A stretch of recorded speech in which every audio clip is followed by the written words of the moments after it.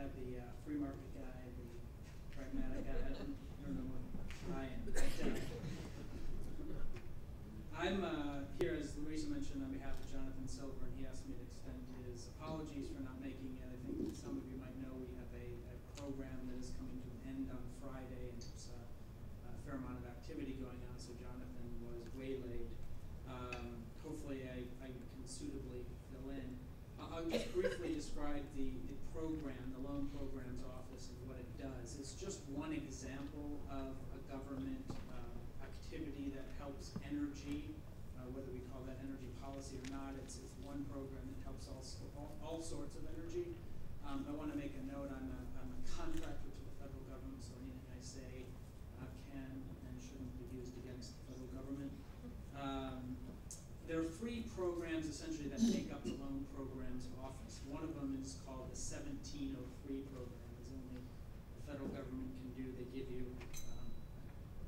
totally nonsensical names for what the program is. So the 1703 program is actually, it's an innovative clean technology program, and it's designed to finance large-scale and other clean energy technology projects. So things like nuclear power plants, advanced fossil fuel, and renewable manufacturing and renewable generating and energy efficiency type projects.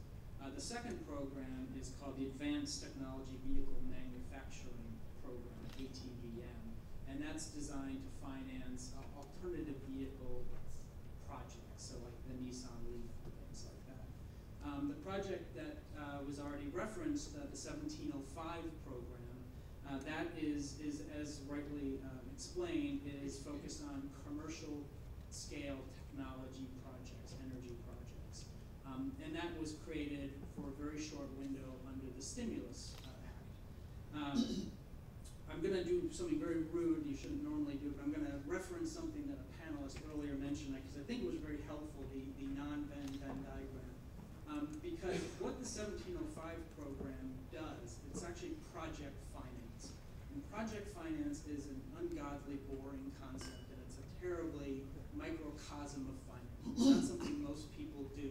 It's something I've done for 20 years, and it's something that I've had to do in the private sector. I've had to meet payrolls, I've had to do all kinds of wonderful things that a project developer does in the private sector, and I'm doing it for a short term on the DOE side.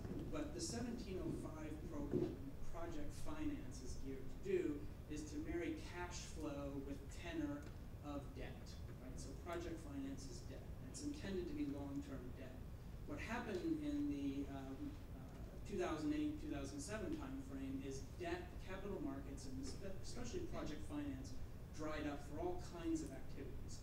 So the thought was you create a loan program focusing on commercial technologies in the energy sector, in particular the renewable energy sector, that can match up tenor of debt with the cash flows of long-term power purchase agreements. And that's good old-fashioned project finance. It's something that the European banks invented, and the US banks have been slow to adopt, but certainly are getting more actively involved in. So in one really important way, the 1705 program does match up commercial technologies that can't get long-term financing. And it's not as much of a non-Venn diagram as you'd think, because currently that market, at the time, the market wasn't there, and most importantly, it's a new concept. Project finance for renewable energy wasn't being done at the time. It's now being done, and it's being done in fairly exciting